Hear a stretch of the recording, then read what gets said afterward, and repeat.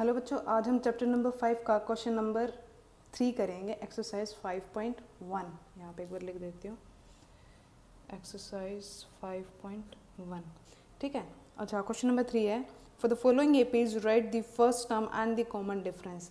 हमें ये AP given है और हमें क्या बताना है, हमें फर्स्ट टर्म बतानी है और हमें कॉमन डिफरेंस बताना है। मतलब हमें हमारा ए बताना है और हमें हमारा डी बताना है। ठीक है, ए सबको पता है भाई, जो हमारी सीरीज़ में सबसे आगे बैठा है वही हमारा ए है, तो ए को तो ढूंढने की ज़रूरत ही नहीं है। तो ए हो गया 1/3। अच्छा, मैंने सीधा थर्ड और फोर्थ पार्ट ले लिया है, फर्स्ट और सेकंड आप कर लेंगे, सिंपल सा है। मैंने सोचा फ्रैक्शन और पॉइंट वाला करा देती हूँ, जैसे पीछे रह गया था पिछले वाले क्वेश्चन नंबर सेकंड में मैंने पॉइंट वाला नहीं कराया था। तो अगर उनमें से भी अगर आपको डाउट हो, मैंने क्वेश्चन नंबर फर्स्ट कराया है फर्स्ट पार्ट, और मैंने क्वेश्चन नंबर सेकंड में कराया है फर्स्ट और सेकंड पार्ट। अगर उनके रिमेनिंग पार्ट्स में अगर आपको डाउट लगे तो मुझे कमेंट सेक्शन में बता देना, मैं उनको नेक्स्ट वीडियो में कवर अप कर लूँगी। ठीक है, तो अब ये कर लेते हैं। अच्छा, डिफरेंस सभी को पता है भाई क्या होता है। ए पी है तो हमें पहले दो से ही हमारा काम चल जाएगा। ठीक है, A2 माइनस A1। ठीक है, A2 क्या है भाई 5/3 और हमारा A1 क्या है 1/3। बेस सेम है तो 5 माइनस 1 4, 4/3। तो ये हमारा क्या हो गया common difference, that is R D. Okay, so fourth part, ए सबसे आगे जो है वही हमारा ए है और डिफरेंस निकालने के लिए A2 माइनस A1। ठीक है। अच्छा, A2 क्या है भाई हमारा 1.6 और हमारा ये हो गया 1.7 माइनस 0.6 कितना हो गया 1.1। ठीक है, तो ये हो गया हमारा क्वेश्चन नंबर 3 का थर्ड और फोर्थ पार्ट, जिसमें हमने ए निकाला है और डी निकाला है। तो बच्चों क्वेश्चन नंबर 4 कर लेते हैं। Which of the following are APs? If they form an AP, find the difference D and write 3 more terms. तो हमें क्या बताना है कि AP है या नहीं है, और AP है तो हमें डिफरेंस लिखना है और आगे की 3 टर्म्स और लिखनी है। अच्छा, AP होने के लिए मैंने पहले कंडीशन बता दी है कि डिफरेंस हर केस में सेम होना चाहिए। डिफरेंस अगर सेम आ रहा है हर केस में तो हमारा AP बनती है, मतलब हमारी AP बन जाएगी, और अगर नहीं तो वो AP नहीं कहलाएगी। अगर AP हुई तो हमें आगे की 3 टर्म्स और लिखनी है। ठीक है, तो शुरू करते हैं, डिफरेंस फाइंड कर लेते हैं। तो अगर मैं पहले डिफरेंस निकालूँ A2 माइनस A1, तो A2 हमारा क्या है भाई 4 है और हमारी फर्स्ट टर्म क्या है 2, तो डिफरेंस कितना आया 2। ठीक है, दोबारा चेक करते हैं A3 माइनस A2। अच्छा, 8 माइनस 4, ये तो 4 हो गया, तो ये 2 ये 4, तो ये क्या हुआ, ये AP नहीं बन पाई। डिफरेंस यहीं पे अलग हो गया तो आगे चेक करने की बात ही नहीं बनती है। ठीक है, डिफरेंस अलग होते ही हम बोल देंगे नॉट एन AP। ठीक है, आगे बढ़ते हैं। AP है ही नहीं तो हम क्या बोलते हैं, ये अपनी 3 मोर टर्म्स नहीं निकाल सकते। AP ही नहीं है तो भाई आगे की टर्म्स कैसे बता पाएंगे। ठीक है, तो ये वाला सेकेंड पार्ट करते हैं। Difference 5/2 minus 2, A2 minus A1। ठीक है, अच्छा 5/2, अभी एलसीएम लेना पड़ेगा, इसका बेस सेम नहीं है तो एलसीएम क्या आएगा 2 आएगा। ठीक है, एलसीएम लेना होपफुली आपको आता होगा। 5 माइनस हमारा 4। ठीक है, तो कितना आया 1/2। अच्छा, आगे बढ़ते हैं। तो हमारा A3 माइनस A2, A3 क्या है भाई 3 और हमारा A2 क्या है 5/2। एलसीएम लो 2। ठीक है, यहाँ पे कुछ नहीं है तो 1। इसको इसके साथ क्या करते हैं डिवाइड करने पे क्या आया 2 के ऊपर मल्टीप्लाई, 3 2 जा 6। ये सेम है तो हमारा ऊपर वाला एज इट इज़ आ जाता है, तो इधर भी 1/2 आ गया।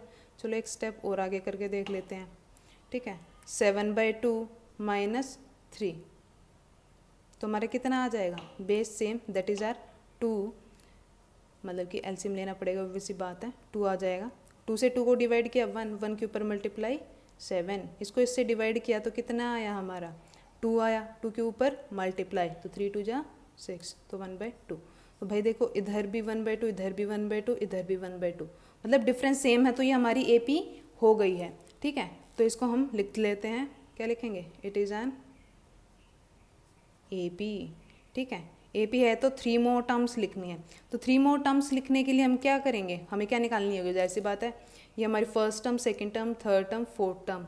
हमें क्या निकालनी पड़ेगी, हमारी A5 निकालना पड़ेगा और हमें हमारा A6 कैलकुलेट और A7, ठीक है।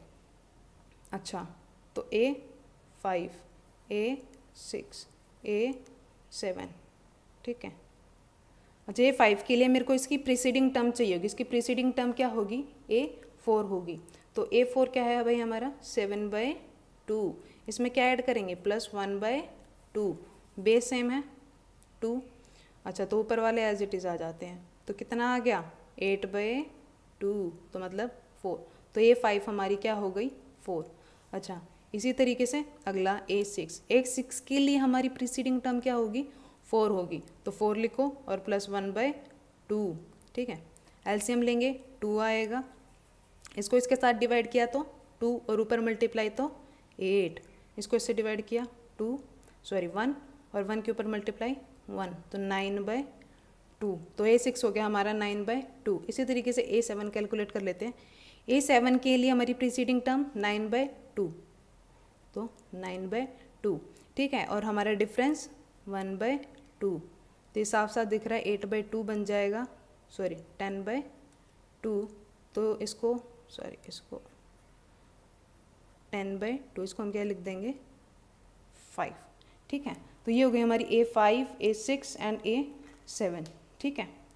अच्छा, तो अभी आगे बढ़ते हैं, हम कर लेते हैं third part, fourth, fifth, six, seventh and eighth. Okay, आगे बढ़ते हैं।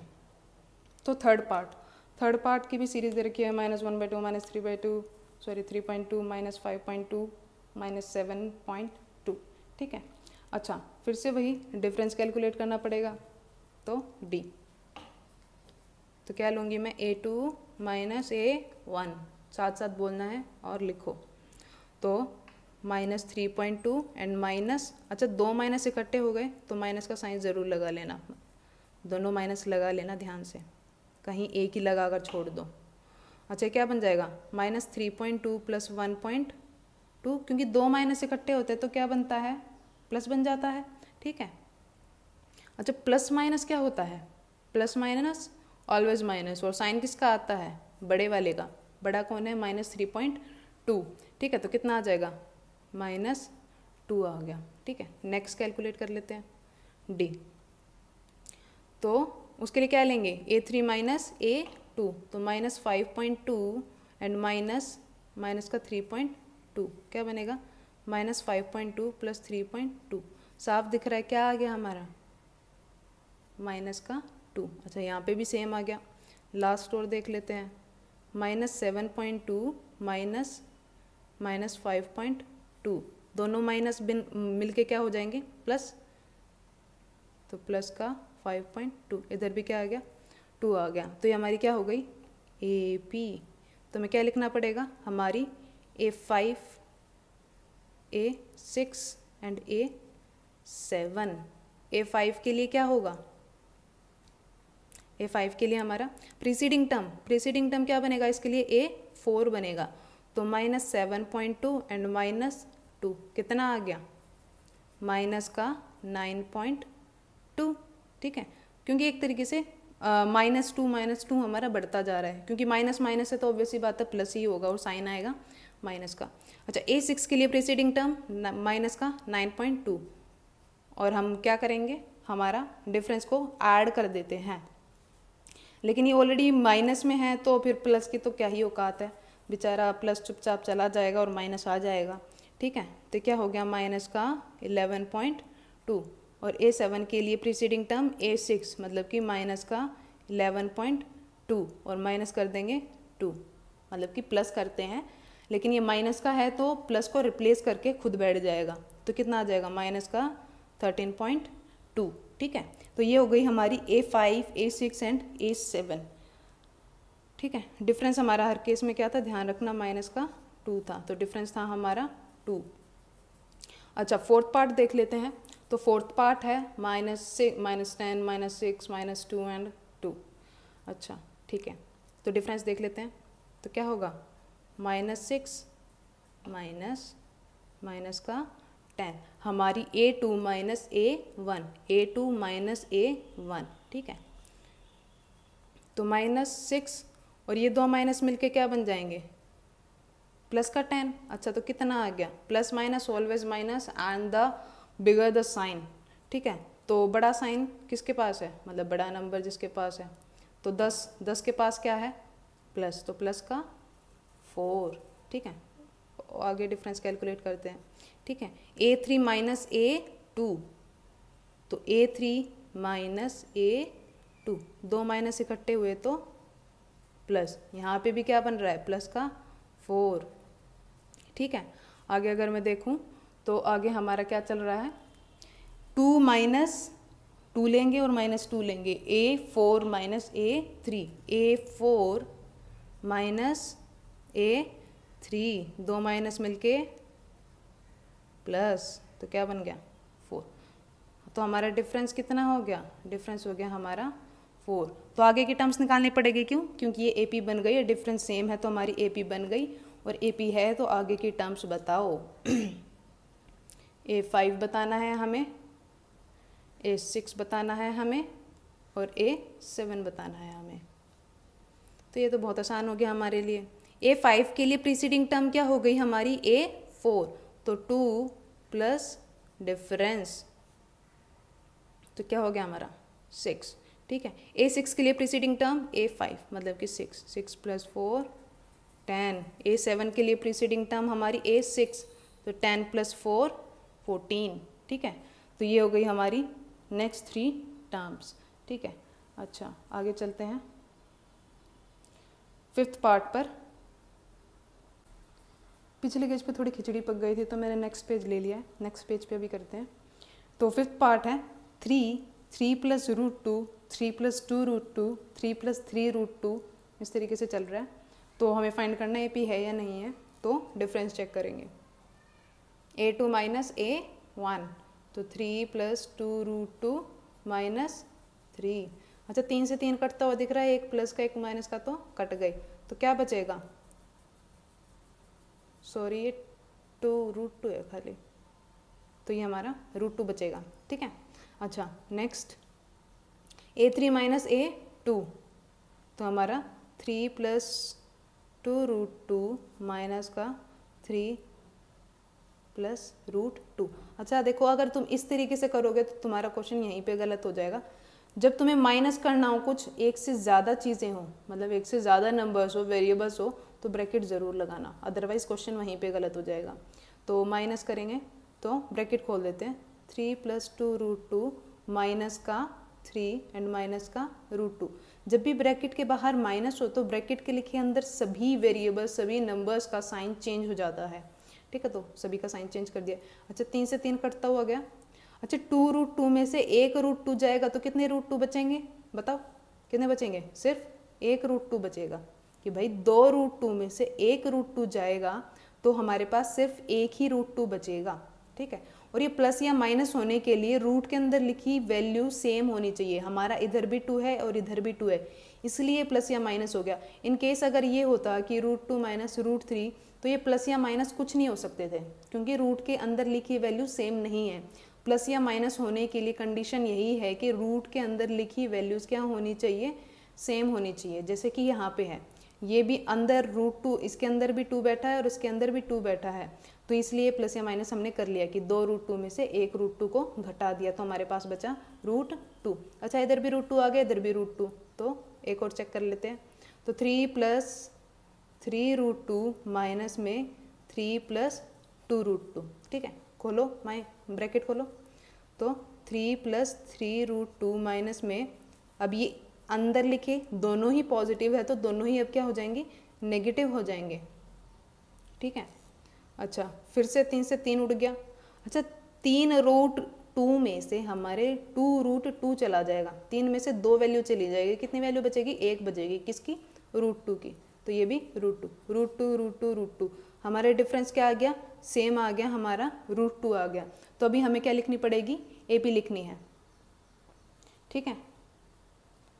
अच्छा ये थोड़ा कट गया यहाँ पर, ये देख लेना, मैं ये दिखा रही थी कि हाँ हमारा जो √2 है और हमारा मैंने इधर लिखा था √3, दोनों सेम नहीं है, मतलब रूट के अंदर लिखी वैल्यू सेम नहीं है, इसलिए ये प्लस या माइनस नहीं होंगे। अगर सेम होते तो ये प्लस या माइनस हो जाते, ठीक है। अच्छा, तो हमारा डिफरेंस तो आ गया भाई, सेम आ गया, तो हमारी ये AP बन गई है, तो ये हमारी AP हो गई है। तो आगे की हमें 3 टर्म्स लिखनी है। आगे की 3 टर्म्स क्या होंगी? A5 होगी, A6 होगी और A7 होगी, ठीक है। तो A5 के लिए उसकी प्रीवियस टर्म हमें A4 लेनी पड़ेगी, तो A4 है 3 + 3√2, ठीक है। ये हो गई हमारी A4, और उसमें हम क्या ऐड करते हैं? हमारा कॉमन डिफरेंस। कॉमन डिफरेंस क्या है भाई? हमारा √2। अच्छा, 3 तो यूं का यूं आ जाएगा, क्योंकि 3 का कोई ऐसा साथी बचा नहीं है इधर, तो 3 तो यूं का यूं आ जाएगा, ठीक है। लेकिन √2 का साथी हमें दिख रहा है कि 3√2 में हम 1√2 ऐड करेंगे तो कितने √2 बनेंगे भाई? 4√2 बन जाएंगे। तो ये हो गई हमारी A5। A5 के लिए प्रीवियस टर्म 3 + 4√2, उसमें ऐड करेंगे हमारा कॉमन डिफरेंस, तो ये हो गया 3, और 4 में हम 1√2 ऐड करेंगे तो कितने √2? 5√2। तो 3 + सॉरी इसके लिए हमारा 3 + 5√2, ठीक है। उसमें ऐड करेंगे हमारा कॉमन डिफरेंस। तो 3 एज इट इज़, क्योंकि 3 का कोई साथी नहीं है, लेकिन √2 का साथी है, तो 5√2 + 1√2 कितना हो जाएगा? 6√2। तो ये हो गई हमारी 3 टर्म्स आगे की, ठीक है। अभी हम करते हैं 6th पार्ट, ठीक है। तो 6th पार्ट है 0.2, 0.22, 0.222, 0.2222, ठीक है। और इसी तरीके से आगे चलता रहेगा, ये 2 की सीरीज़ आगे बढ़ती रहेगी, ठीक है। तो अभी हमें फिर से डिफरेंस चेक कर लेना है। डिफरेंस चेक करेंगे, A2 - A1 0.22 - 0.2, तो साफ दिख रहा है कितना बचेगा भाई? 0.20। अच्छा, आगे देखते हैं।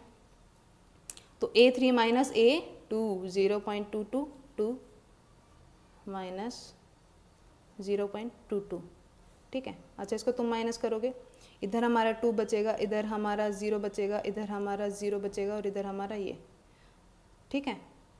तो यहाँ पे मैंने गलती कर दी, यहाँ पे ये क्या बचना था, इसको हम माइनस करेंगे तो हमारा बचेगा 0.02।